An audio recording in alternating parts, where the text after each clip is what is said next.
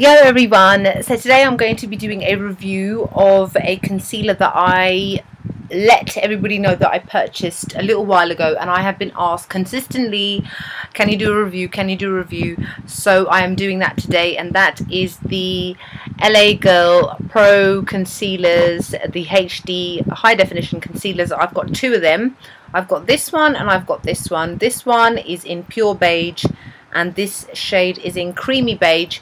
Now the way that I colour matched myself is just by going online and looking up women who've got a similar skin tone to me, because I can tell by the colour foundations they use and if I use the same shades, and that's the way that I kind of determined that these two were the best for me to use. I'm really sorry about my fan, it's baking hot in London. I really cannot do, I just filmed a makeup tutorial on this look for Eid, and I was sweating while I was making that video because I was filming for so long. So please excuse the fan and the fact that the hair blowing won't really be bothering you as much as it's bothering me, but I've got no other choice.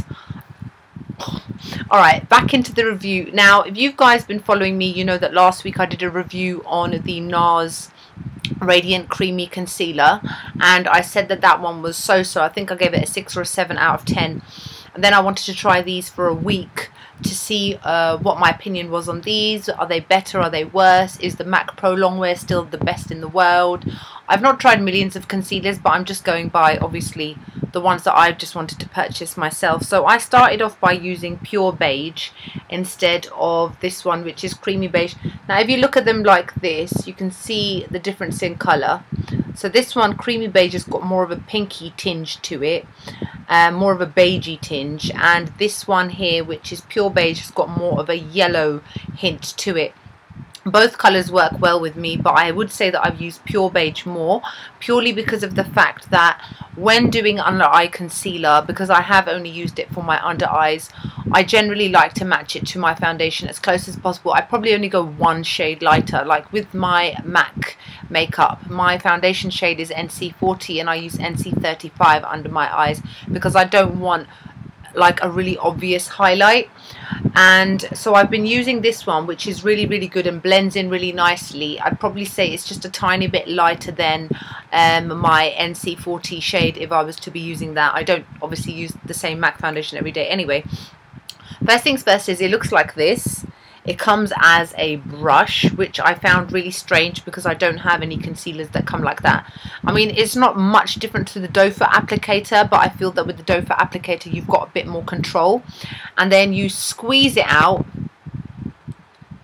and it comes out like that. And then when you apply it, I've got makeup on my hands, sorry guys. And it just applies really nicely and quite easily. And it's very easy to blend. It's not a heavy feeling foundation. It doesn't feel heavy, but it does come across, I'm eating my hair. It does come across as slightly thick, but as you can see the application is smooth. It's not patchy and it just blends in really nicely. So that is pure beige. And now today what I'm wearing is I'm wearing creamy beige because I did want a little bit more of a highlighted under eye area. As I've said before, I generally tend not to use concealer to highlight, but in this instance I was like, sod it, well you've got this colour which is a little bit lighter. As I've said, it is more on the pinky beigey kind of side, so not necessarily as yellow based, and I'm using this under my eyes today. And this one,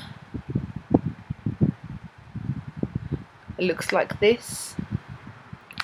And again, you can see you don't tend to, or I don't tend to use the actual brush on this to blend because you can't, it doesn't work. I use my beauty blender, and then you can see that it's fairly thick, so it gives you that really good coverage that you need. I suppose this one is better to show you on my darker hands because it is, my arms are obviously very tanned at the moment, so you wouldn't be able to tell necessarily by the face and on the hands on my skin, but you can see it blends in really nicely. And because it has, and I would give it like a, in terms of coverage, I'd say it's a very full coverage concealer. You don't get that cakey feeling under the eyes. I don't really find that this creases a lot, which I've probably got a little bit of creasing going on at the moment. I'm not sure how much you can tell. How much? There you go. See, if you look like, if I do that, then you can see. I'm such a freak, aren't I? I would say that that is mostly what I normally do. Is I just take my banana powder left over from there and just go under the eye, and then it just kind of gets rid of those little bit of creases. But generally I'd still say it is better than the NARS Radiant Concealer. I'd still say my MAC Pro Longwear is my favourite. I don't get things like this. I just put my makeup on like literally 10 minutes ago. As I said, I did a tutorial for you guys. So yeah, tiny bit of creasing, but not as much as the Radiant NARS Radiant Concealer. I would definitely give this one an 8 out of 10. I do recommend it quite a lot, especially if you're looking for more of a drugstore priced concealer as opposed to the MAC ones, which are quite expensive, the NARS one, which was like 20 odd pounds. So getting something like these is definitely worth the money. These are up there with the MAC, with the NARS ones. So I think LA Girls have done a really good job with these. Plus they come in so many different colours, so many, that you can do contouring as well as highlighting as well as concealing. And where I got these from in the UK is a company called Absolute Colour. I'll link them down below. That's where I was able to get my Lorac Pro palette as well. The LA Girls lip glazes, which are amazing, by the way. I've got 2 of them. I've got another one coming. And they also are selling the Pro palette, the Lorac Pro Palette 2, and I ordered mine the other day. I think it's out of stock, but they always come back in stock really quickly. So they're a great company to use if you live in the UK. So overall, going back to the concealer, I think that these are really good. I highly recommend these for a couple of pounds, which is what? Nothing. It's change. It's really worth it to get the money. I mean, they're a makeup artist. Some of the best makeup artists in the world use these 2 concealers, or sorry, this 1 concealer. And there's a reason for it. They can use any they want. They've got money to buy loads and loads of different types of makeup for different clients, but they always go back to these concealers. So I would give these a definite 2 thumbs up.